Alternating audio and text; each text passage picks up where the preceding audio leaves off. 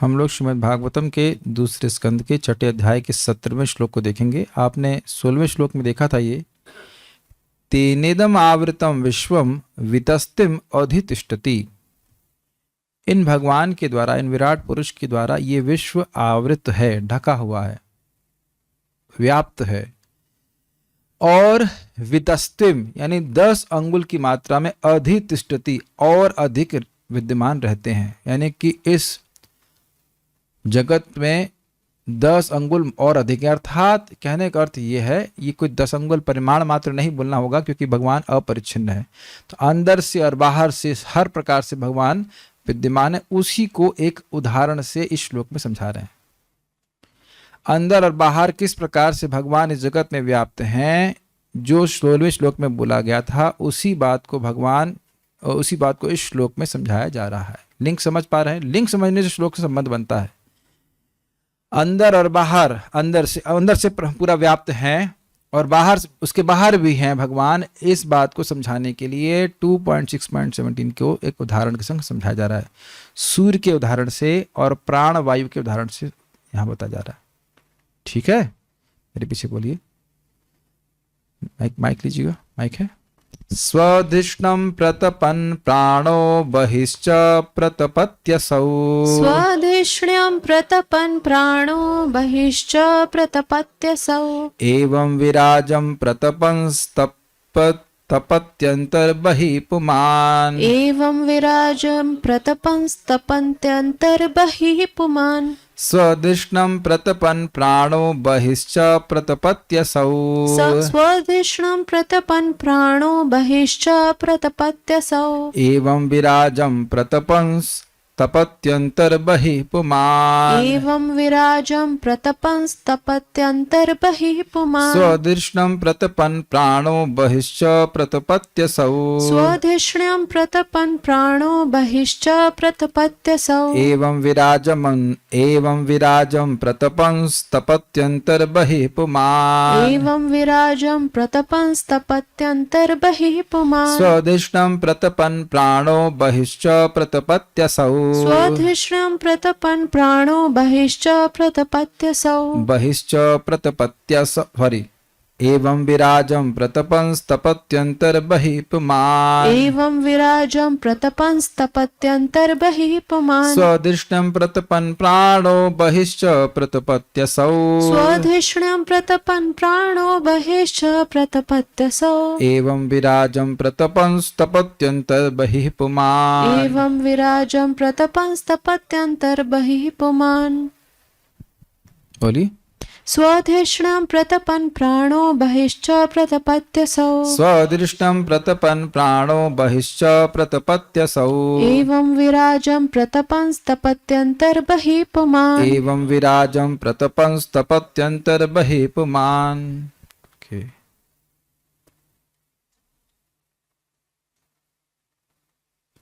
सूर्य अपनी विकिरणों का विस्तार करके भीतर तथा बाहर प्रकाश वितरित करता है। इसी प्रकार से भगवान अपने विराट रूप का विस्तार करके इस सृष्टि में प्रत्येक वस्तु का भीतर से तथा बाहर से पालन करते हैं। श्रील प्रभुपाद जी ने सूर्य का अर्थ लिया है, जैसा कि श्रील श्रीधर स्वामी ने बताया है, और इसके अलावा अर्थ भी लिए गए हैं श्रील चक्रवर्ती पाद आदि के द्वारा। उसको हम देखेंगे।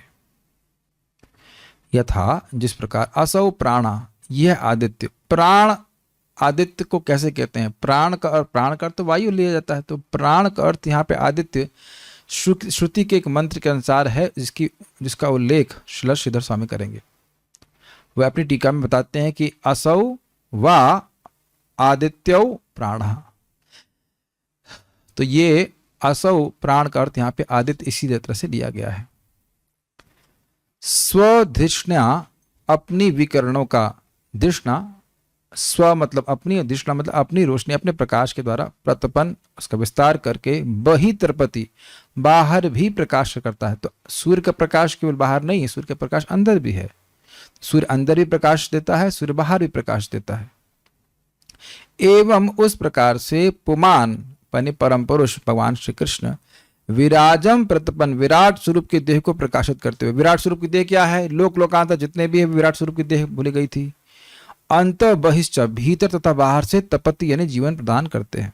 तपति मतलब तापते हैं, तप हीट प्रदान करते हैं, वह अर्थ लिया गया था प्राण के अर्थ। मतलब बेसिकली देखिए तपति का अर्थ है जीवन प्रदान करते हैं, जीवित करते हैं, ये अर्थ। अनुप्राणित करते हैं। आप देख सकते हैं कि जो मर जाता शव, जो जिस देह से प्राण निकल जाता है वो ठंडा पड़ जाता है, तो उसी अर्थ में कह रहे हैं कि अनुप्राणित करते हैं। जैसे सूर्य अपने अंदर प्रकाश नहीं देता है क्या, अंदर से भी प्रकाश दे रहा है। सूर्य के गोले के भीतर कौन है? सूर्य देवता है, तो उनके ही आभा सूर्य के रूप प्रकाश के रूप में प्रकाशित हो रही है। तो अंदर बैठे सूर्य देवता पूरे सूर्य लोक को प्रकाशित कर रहे हैं और उसके बाद बाहर भी प्रकाशित कर रहे हैं। उसी प्रकार से भगवान पूरे जगत को अंदर से व्याप्त कर रहे हैं और बाहर भी हैं भगवान। इसके ये अर्थ कुछ समझ में आ रहा है? कठिन हो रहा है? थोड़ा अजीब से श्लोक लगा ना, थोड़ा अजीब से मतलब थोड़ा अलग सा श्लोक। देखिए क्या होता है, अजीब तब लगता है या कठिन तब लगता है जब हम समझने का प्रयास करते हैं। कोई विषय वस्तु तभी कठिन लगेगी जब वो कठिन होगी और हम समझने का प्रयास करेंगे। अगर कठिन वस्तु को हम समझने का प्रयास नहीं करेंगे तो कुछ नहीं लगेगा। कठिन विषय वस्तु अगर हम नहीं समझेंगे तो कुछ लगेगी? कुछ नहीं लगेगी। बहुत सारे विषय बड़े कठिन हैं लेकिन वो कठिन लगते नहीं क्योंकि हम समझने का प्रयास नहीं करते हैं। हाँ, तब वो जो महत्व नहीं देते हैं। तो यहाँ पे हम थोड़ा समझने का प्रयास कर रहे हैं इसलिए थोड़ी बात कठिन लग रही है, लेकिन उदाहरण आप समझ रहे हैं। सूर्य अंदर से भी प्रकाश दे रहा है और बाहर भी प्रकाश देता है, ठीक बोल रहे हैं। ऐसा नहीं है कि भगवान अब केवल एक ब्रह्मांड तक ही सीमित है, ब्रह्मांड के बाहर भी हैं, अंदर बाहर सब। और ये भी कह सकते हैं परमात्मा के रूप में भी हैं, अंदर बैठे हुए हैं और बाहर सबको अनुप्राणित करते हैं, ये भी अर्थ ले सकते हैं। श्रीधरी उपर्युक्त अर्थ का प्रतिपादन दृष्टांतोपन्यास पूर्वक करते हैं। इसका मतलब क्या हुआ भाई? उपर्युक्त अर्थ मतलब भगवान इस जगत में व्याप्त रहते हैं और उसके बाहर भी हैं। इस अर्थ का प्रतिपादन एक दृष्टांत को उपन्यस्त करके, दृष्टांत उपन्यस्त मतलब दृष्टांत को प्रस्तुत करने के द्वारा करते हैं। ये दृष्टांत दिया जा रहा है। जैसे दूर देश में विद्यमान प्राण शब्दवाच्य आदित्य अपने मंडल को प्रकाशित करते हुए उसके बाहर भी प्रकाशित होते हैं, उसी तरह परमेश्वर भी अपने विराट देह को प्रकाशित करते हुए ब्रह्मांड के भीतरी भाग को और बाहर भी प्रकाशित करते हैं। समझ में आया? सूर्य का प्रकाश केवल सूर्य के गोले तक नहीं है। सूर्य अपने मंडल अर्थात अपने विकर्ण, अपने रोशनी को आगे प्रकाशित करके अपने ग्रह के बाहर भी प्रकाश देता है। ये अर्थ है, समझ में आ गया ना? पूरे ब्रह्मांड को प्रकाश दे रहा है। उसी प्रकार से भगवान केवल ब्रह्मांड को ही अनुप्राणित नहीं करते, ब्रह्मांड के बाहर भी हैं। ये भी अर्थ है, ठीक है। प्राण शब्द आदित्य का वाचक है। यहां एक लाइन समझ में नहीं आओगी। प्राण शब्द वाच्य आदित्य, जिस सूर्य को प्राण शब्द से कहा गया है, ये अर्थ है इसका। प्राण शब्द वाच्य आदित्य। वाच्य मतलब वाच्य और वाचक। वाचक मतलब शब्द, वाच्य मतलब जिस शब्द से किसी को इंगित किया जाए उसको वाच्य कहा जाता है।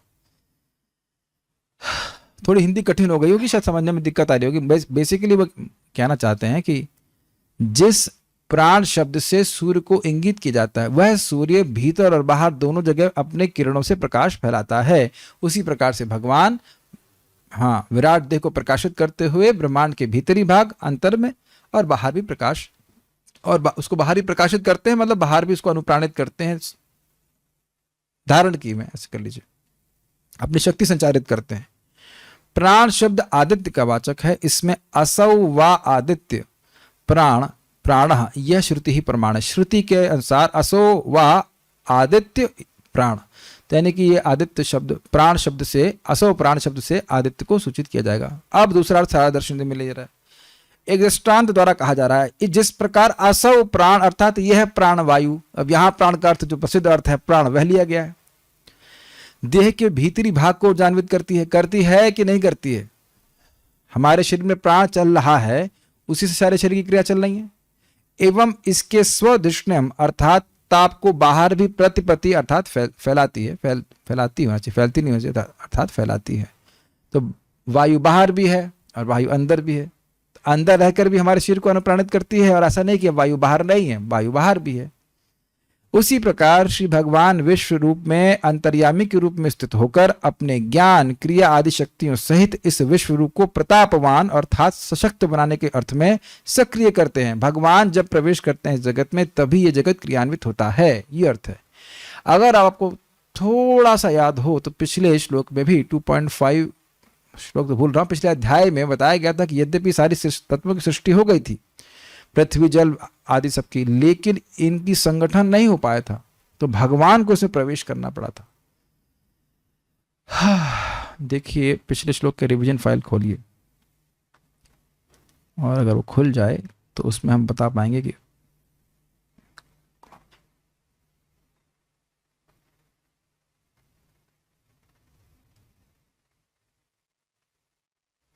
ये देखिए 2.5.32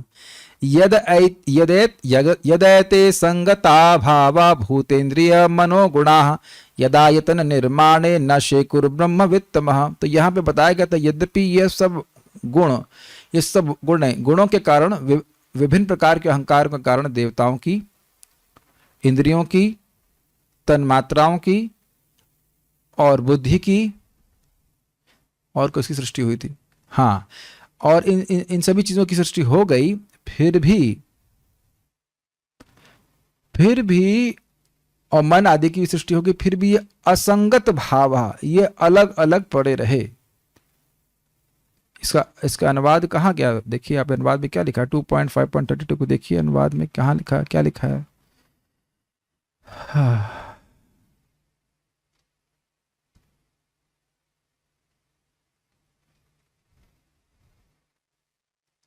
हे योगियों में श्रेष्ठ नारद, जब तक ये सृजित अंग तथा यथा तत्व इंद्रियां, मन तथा प्रकृति के गुण जुड़ नहीं जाते तब तक शरीर स्वरूप धारण नहीं कर सकता।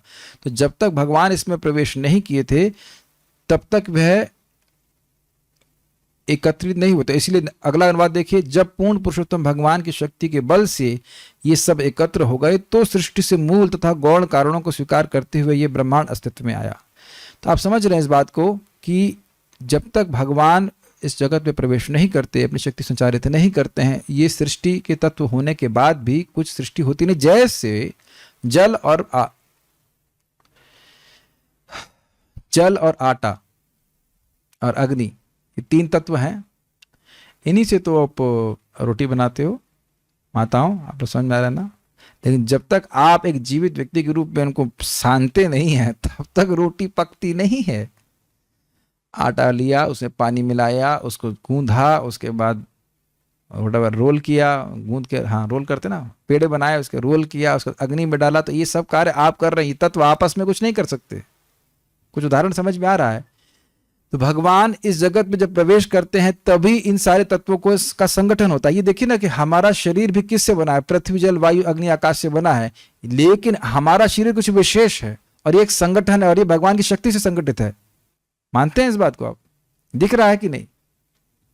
भगवान की शक्ति से ही हमारा लीवर, हमारा गॉल ब्लैडर, यद्यपि पृथ्वी तत्व से ही बना है लेकिन बिल्कुल विशिष्ट है, वो एकदम विशेष रूप से कार्य कर रहा है। तो अंदर से बाहर से सब जगह से भगवान ऐसा कार्य कर रहे हैं। ये सब समझना बहुत जरूरी, सुनना बहुत जरूरी है ताकि हम भगवान पे अपनी निर्भरता को समझ सकें।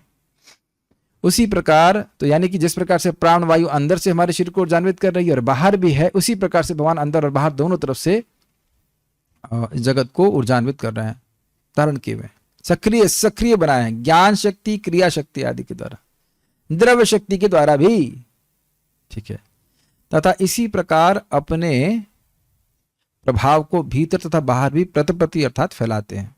क्रम संदर्भ, जो भगवान विराट रूप के प्रकाशक के रूप में स्थित होते हैं, अर्थात विराट रूप किन की अभिव्यक्ति है? श्री भगवान की, भगवान विष्णु की, कृष्ण की। वही भगवान, अब थोड़ा अंतर और बाहर का अर्थ अलग लिया है, वही भगवान अंतः अर्थात अंतरंग त्रिपाधिभूति अर्थात आध्यात्मिक जगत तथा वही अर्थात बहिरंगा भौतिक जगत की एक बात विभूति को प्रतिपत्ति अर्थात प्रकट करते हैं, यह बतलाया गया। अब इसको समझ लीजिएगा, यहाँ पे कुछ कठिन नहीं है। ये बात प्रभुपाद तात्पर्य में बोलेंगे।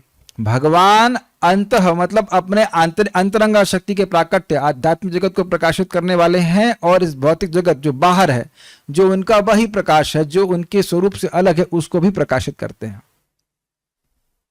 बड़ा सुंदर अर्थ लिया गया और इसी के आधार पर श्रील जी गोस्वामी जी की टीका को हम अगले श्लोक में देखेंगे कल।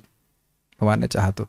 बहुत लंबी टीका है, लेकिन ये बड़ा सुंदर वर्णन है कि कैसे वो अंतरंग शक्ति क्या है, भगवान का धाम क्या है, उसका स्वरूप क्या है, उसके बारे में जीव गोस्वामी जी कई श्लोक कोट करेंगे, और ये भौतिक जगत क्या है इसके बारे में बताएंगे। ठीक है, तीनों बैलेंस कर पा रहे हैं। एक सूर्य का उदाहरण दिया गया, एक प्राणवायु का उदाहरण दिया गया, वह इस जगत के संबंध में ही दिया गया है, और ये बताएगा कि भगवान इस जगत को भी अनुप्राणित करते हैं और जगत के बाहर भी हैं। एक बात तो ये, और फिर यहां बता रहा अंतः भाई, मतलब भगवान अंतः अर्थात अंतरंगा शक्ति से जो प्रकट है उनकी आध्यात्मिक जगत, उसको, और वही अर्थात बहिरंगा शक्ति से प्रकट इस जगत को प्रकाशित करते हैं। तात्पर्य वैसे अर्थ वही हुआ कि भगवान इस केवल इस भौतिक जगत में ही सीमित नहीं है, उसके बाहर भी भगवान है। अब अंदर और बाहर किस तरह से आप देख रहे हैं? एक ब्रह्मांड के बाहर देखेंगे तो अंतरंग जो आध्यात्मिक जगत है वो बाहर दिखाई पड़ेगा, लेकिन वास्तविक रूप से हम लोग बाहर हैं। आध्यात्मिक आकाश के किसी छोटे से कोने में पूरा भौतिक संपूर्ण जगत है, उसमें किसी ब्रह्मांड में हम फंसे हुए हैं। तात्पर्य यहां पर भगवान के विराट रूप का या उनके निर्विशेष स्वरूप का जो ब्रह्मज्योति कहलाता है स्पष्ट विवेचन हुआ है, और उसकी तुलना सूर्य प्रकाश के वितरण से की गई है। सूर्य प्रकाश सारे ब्रह्मांड में फैल सकता है, लेकिन सूर्यलोक या सूर्य नारायण जो कि उसका स्रोत है, वही ऐसे प्रकाश का मूल आधार है। इसी प्रकार भगवान कृष्ण ब्रह्म ज्योति या भगवान के निर्विशेष स्वरूप के आधार हैं। इसकी पुष्टि भगवद गीता में हुई है। ब्रह्मणो ही प्रतिष्ठाहम अमृतस्याव्ययस्य च शाश्वतस्य च धर्मस्य सुखस्य एकांतिकस्य च। और मैं ही अर्थात भगवान श्री कृष्ण ही उस निराकार ब्रह्म का आश्रय हूं जो अमर्त यानी कि कभी नाश नहीं होता, अविनाशी तथा शाश्वत है और चरम सुख का स्वाभाविक पद है। अतएव भगवान का विराट रूप उनके निर्विशेष स्वरूप की गौण कल्पना है, किंतु मूल स्वरूप तो दो हाथों वाला अपनी शाश्वत वंशी बजाता श्याम सुंदर स्वरूप है। इससे पहले आगे जाएं, यहां थोड़ा समझ लीजिए, एक पॉइंट बहुत महत्वपूर्ण है। ये सैद्धांतिक पॉइंट है। किसी वस्तु का एक निराकार पक्ष भी हो सकता है, लेकिन वह निराकार पक्ष साकार पक्ष पे आश्रित रहता है।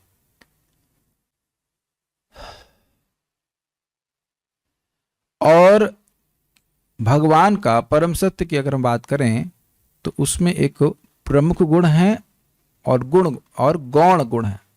गौण मतलब सेकेंडरी, प्राइमरी क्वालिटीज और सेकेंडरी क्वालिटीज। परम सत्य सभी का स्रोत है, तो सभी प्राइमरी क्वालिटीज अर्थात मुख्य गुण उनमें होने चाहिए, और सभी गौण गुण भी उनमें होने चाहिए। तो अब आप विचार कीजिए, पहले भी बताया गया है और फिर यहां प्रस्तुत किया जा रहा है कि अंधकार का अर्थ क्या है। अंधकार का अर्थ है प्रकाश का अभाव। तो प्रकाश ये मुख्य गुण है और अंधकार यह गौण गुण है। अंधकार का अस्तित्व प्रकाश पर आधारित है। प्रकाश के अभाव को अंधकार कहते हैं, अंधकार के अभाव को प्रकाश नहीं कहते हैं। आप ऐसा नहीं डिफाइन करते। प्रकाश मुख्य गुण है, उसी प्रकार से रूप मुख्य गुण है और निराकारता वह गौण गुण है। निराकारता अर्थात आकार का अभाव। आकार के ऊपर निराकारता की परिभाषा निर्भर कर रही है, मानते हैं आप? आकार का ना होना, आकार को हटा दीजिए, अब ना होना, किसका ना होना? निराकारता मतलब आकार का ना होना। ठीक है, आकार को हटा दीजिए अब। हाँ, अब ना होना, किसका ना होना? तो आकार पे आश्रित है ना, तो आकार मुख्य गुण हुआ और उसका गौण गुण हुआ निराकारता। तो परम सत्य भगवान में दोनों गुण होने चाहिए, क्योंकि वह सभी के स्रोत हैं। जन्मादि अस्यता, वह सभी के स्रोत है। परम सत्य का अर्थ ही है जो सभी का स्रोत हो। तो अब भगवान में, परम सत्य में गौण गुण भी होने चाहिए। आवाज आ रही है आप लोगों को रूम के ऊपर? ओके। गौण गुण भी होने चाहिए और मुख्य गुण भी होने चाहिए। अब देखिए बड़ा स्पष्ट है, पता नहीं कब तक चलेगा।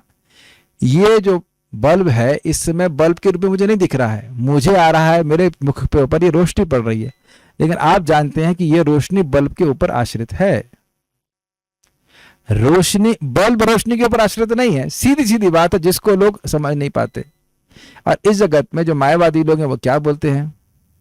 वो यह बोलते हैं कि निराकार से साकार आया है, और प्रभुपाद इस बात को बार बार खंडित करते हैं। क्या ऐसा संभव है? बताइए। मैं कहूं कि इस रोशनी से बल्ब आया है तो क्या कोई मानेगा? ऐसा कैसे हो सकता है? सूर्य की रोशनी से सूर्य नहीं आ सकता है, मतलब एकदम एकदम स्पष्ट बात है। लेकिन क्या होता है, हमसे कई गुना अधिक संख्या में इस जगत में लोग इसी बात को मानते हैं कि निराकार से ही आकार आया है। बहुत लोग मानते हैं, भारत में तो बहुत प्रचलित है। ऐसे ऐसे गुरु जिनके 5 करोड़ शिष्य हैं। 5 करोड़, कैन यू इमेजिन? नाम हम नहीं रखना चाहते। 5 करोड़, यानी 5 करोड़ लोगों को, 5 करोड़ तो टोटल इस्कॉन के डिवोटी भी नहीं होंगे। किसी बेसिस पे नहीं कहते। प्रश्न होगा क्या किस बेसिस पे कहते हैं? तो कोई प्रश्न ही नहीं है। और मैंने पूछा, शास्त्र की बात कौन कर रहा है? यही तो लोग समझ नहीं पा रहे हैं कि यहां इस्कॉन के भक्तों के द्वारा किस प्रकार से कल्याण लोगों को किया जा रहा है, वो समझ नहीं पा रहे हैं लोग, वो बिल्कुल नहीं समझ पा रहे हैं। यहां जो हम साइड, मैं अपनी बात नहीं कर रहा हूं, अन्य भक्त भी शास्त्र से ही तो बोलते हैं।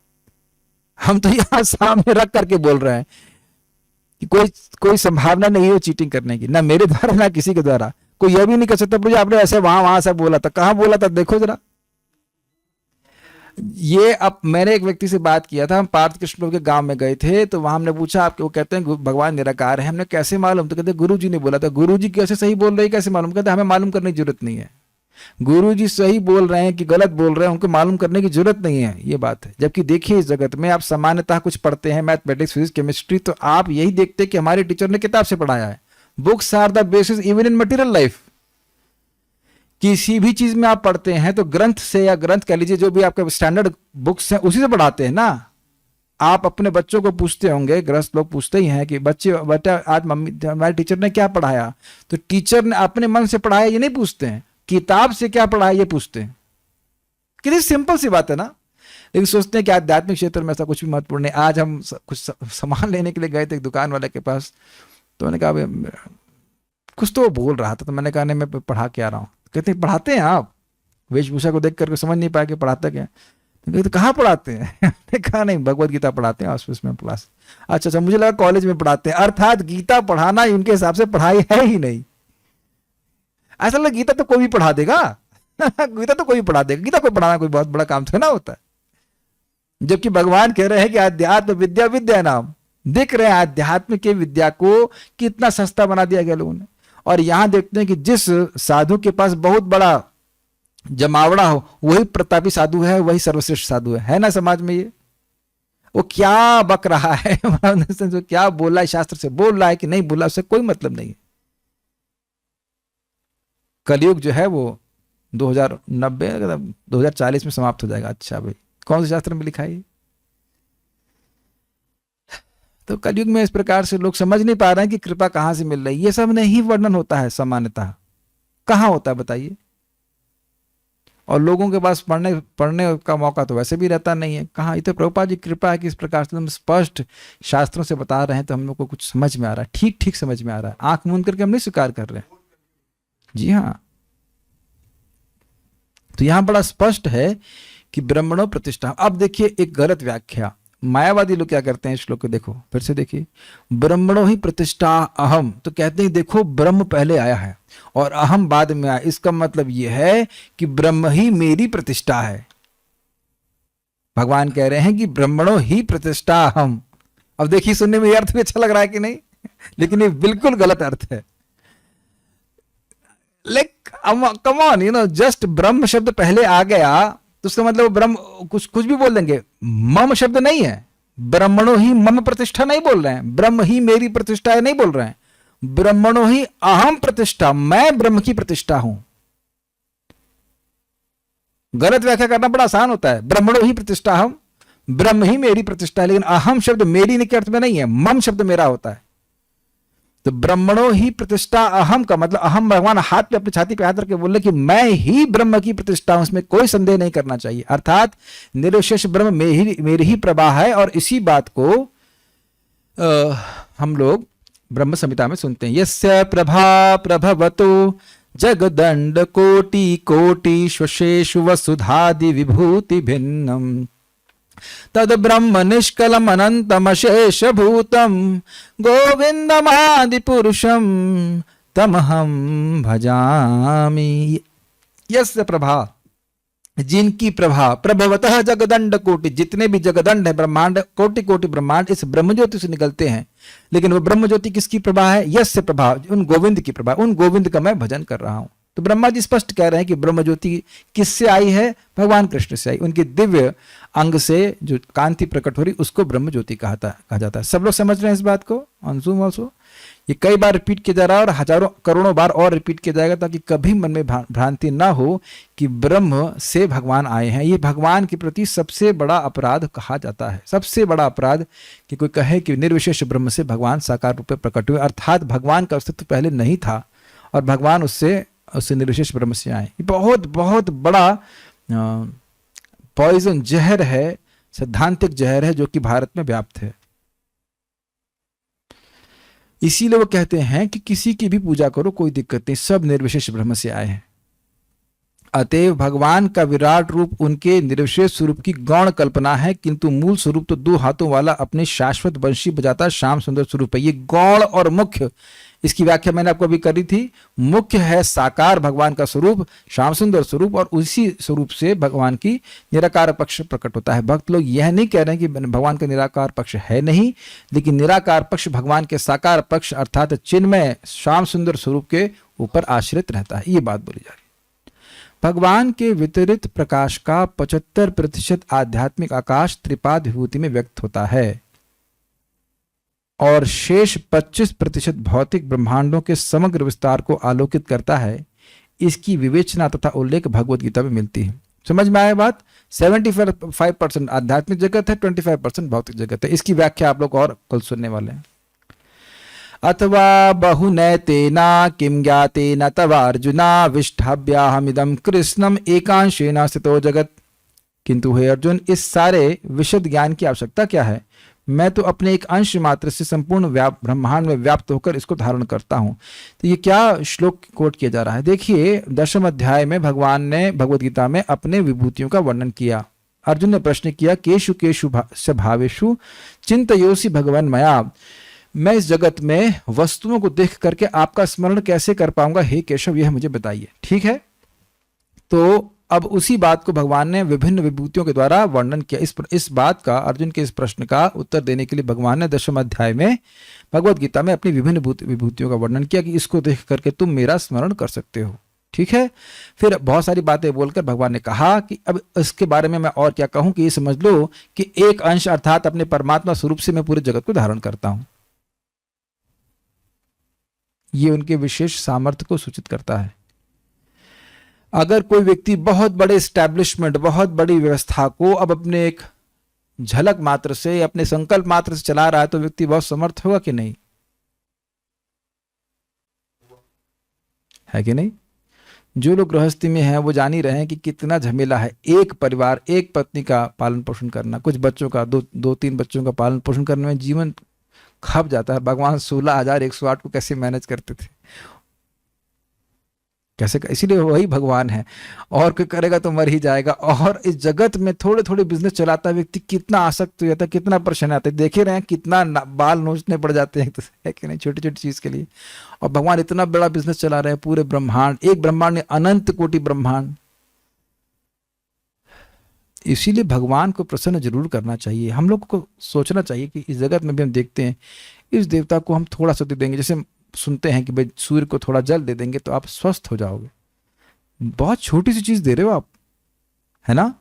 वही पंडित जी बता रहे थे कि चावल दीजिए, थोड़ा जल दीजिए, उसमें गुड़ डाल दीजिए और कुमकुम डाल दीजिए जल को, और तांबे का पात्र हो, वो सूर्य को से आप जल दे दीजिए तो आपका आप स्वस्थ रहोगे।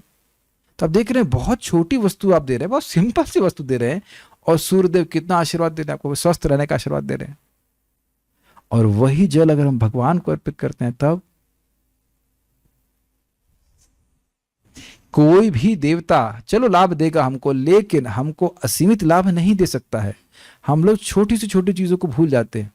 बहुत छोटी छोटी चीजों को ध्यान नहीं देते कि भगवान को जल अर्पित करने का कितना बड़ा लाभ है। पता नहीं आज कितने लोगों ने भगवान को जल अर्पित किया। घर में अगर फोटो भी है कुछ हो तो दूसरे तो लोग कर ही रहे हैं, आपको अपने हाथ से देना चाहिए। मंदिरों में तो चढ़ ही रहा है जल, आपको अपने हाथ से भी भगवान को देना चाहिए। चाहे फोटो हो, चाहे विग्रह हो, चाहे शालिग्राम हो, या जो भी है आपके पास 8 प्रकार से भगवान का विग्रह होता तो उनको देना चाहिए। ये स्वीकार करना चाहिए कि भगवान हैं। नहीं तो निराकारता की भावना हमारे मन में पड़ी रहेगी, भगवान तो सब जगह है ऐसे करके। इस तरह के बहुत से वक्त तो लोग दे ही भी रहे होंगे, मैं कोई नहीं कह रहा कि नहीं दे रहे होंगे, लेकिन एक नियम बना के देना चाहिए भगवान को। कुछ जल दें, कुछ भोजन दें, बहुत बड़ा लाभ उसका है। भगवान आगे भी बोलते हैं कि जो तुम खाना मुझको दोगे वह अर्पित करके मुझे ग्रहण करो, मतलब प्रसाद ग्रहण करोगे तो तुम मेरे पास आओगे। यद करोषि यद अश्नासि यद जुहुषि दास्यत यद तपस्सि कौन्तेय तत् कुरुष्व दर्पणम शुभाशुभ फलैरेव मोक्ष से कर्म बंधनई संन्यास योग युक्तात्मा विमुक्त माम उपैष्यसि। अब आगे से गीता में सुनने वाले हैं, और जल्दी बोल गया मैं। जो कुछ करते हैं, जो कुछ खाते हैं, कोई तपस्या करते हैं, कोई दान देते हो तो वो मुझको अर्पित करो, भगवान श्री कृष्ण कहते हैं 9वें अध्याय में। तो करेंगे तो क्या लाभ होगा? तो कहते हैं शुभ और अशुभ दोनों कर्मों के फलों से मुक्त होकर तुम संन्यास योग में युक्त होकर के। किसको बोल रहे हैं? गृहस्थ को बोल रहे हैं। अर्जुन तो गृहस्थ है ना, तो कह रहे हैं इस प्रकार तुम संन्यास योग से युक्त होकर के, संन्यास, आपको संन्यास लेना गृहस्थी में तो इस प्रकार से ले सकते हैं, संन्यास योग से युक्त होकर के मेरे पास आओगे। विमुक्तो माम उपैष्यसि। या तो कह दीजिए गीता जी, भगवत गीता ही झूठी है, और अगर सच है तो करना चाहिए। पंडित जी की बात मानकर सूर्य को जल अर्पित करता है, किसके लिए? स्वास्थ्य लाभ के लिए। स्वास्थ्य लाभ कब तो होगा? जब तक देह चलेगा, और क्या वृद्धावस्था नहीं आएगी? लेकिन इस जगत में अगर भगवान को समर्पित करेगा भगवत गीता की बात सुनकर, तो भगवत गीता तो बिल्कुल सही बोल रहे हैं। और भाई कुछ डायग्नोसिस ठीक हो या ना हो, लेकिन भगवत गीता यथावत एकदम सत्य है। उसकी बातों को अप्लाई करने से अपने जीवन में निश्चित कल्याण होगा, निश्चित कल्याण होगा। तो ये कोई सामान्य बात नहीं कि कोई व्यक्ति भगवान को जल दे रहा है, भगवान को भोजन दे रहा है, इत्यादि इत्यादि। क्या आप लोग भगवान के, अगर आप स्वयं ठीक से कौशल चेतना में बनाते हैं तो क्या खाने का स्वाद को अंतर नहीं देखते हैं? आप बिल्कुल देखते हैं। तो भगवान उसको स्वीकार करते हैं, और उसको खा करके हमारी चेतना, हमारा सत्व शुद्ध होता है, हम अपने जीवन के मूल्यों को समझ पाते हैं। तो मैं खाली बातें कर रहा था, ये सब बातें कि भगवान एक अंश मात्र से जगत की सृष्टि कर रहे हैं तो कितने शक्तिशाली होंगे। उनकी सेवा करने वाले व्यक्ति का सौभाग्य कितना खुल जाएगा, ये अर्थ समझना चाहिए। अपना भाग्य मानना चाहिए कि हमें आज भगवान को कुछ बनाने को मिल रहा है, या भगवान को प्रणाम करने को मिल रहा है। प्रणाम करने मात्र से भगवान हमारे शरीर को चिन्मय बना देते हैं। नाम उच्चारण करने मात्र से वो कर्म बंध से मुक्त कर देते हैं, इतने शक्तिशाली हैं। तो ये सब बातें रोज सुनेंगे तो आप देखेंगे हृदय में उत्साह आता है, अपना भाग्य मानते हैं कि हम भगवान की सेवा कर रहे हैं। ठीक है। एक बात बड़ी अच्छी, एक भक्त हमको बता रहे थे कि 36 साल हो गए कार्य करते करते, अब कितना करूंगा। नौकरी कहीं कर रहे थे, तो अब बताइए कि आप लोग अपने जीवन को देखिए कि कुछ सालों से भजन कर रहे हैं, कोई 15 से, कोई 20 से, ऐसे करके। तो हम ऊब नहीं रहे हैं कि हम 20 साल से भजन कर रहे हैं या 10 साल से भजन कर रहे हैं, बल्कि एक मन में संतोष है कि हम भगवान श्री कृष्ण की कुछ सेवा कर सके इतने सालों से, और काश इसी प्रकार से हमारा पूरा जीवन भगवान की सेवा में नियोजित हो जाए। क्या आप लोग ऐसा नहीं सोचते? जस्ट सी, इसका मतलब है कि अभी भी भगवान श्री कृष्ण की सेवा में एक संतोष है। क्या आप में से कोई व्यक्ति चाहते हैं कि भगवान की भक्ति और ना करें? ऐसा नहीं चाहते। लेकिन देखिए, इस जगत में खूब उत्साह से कोई व्यक्ति नौकरी कर रहा है, खूब पैसे कमा रहा है, एक समय में आकर के व्यक्ति उससे ऊब जाता है, उससे उस सेवा से निवृत्त होना चाहता है ना?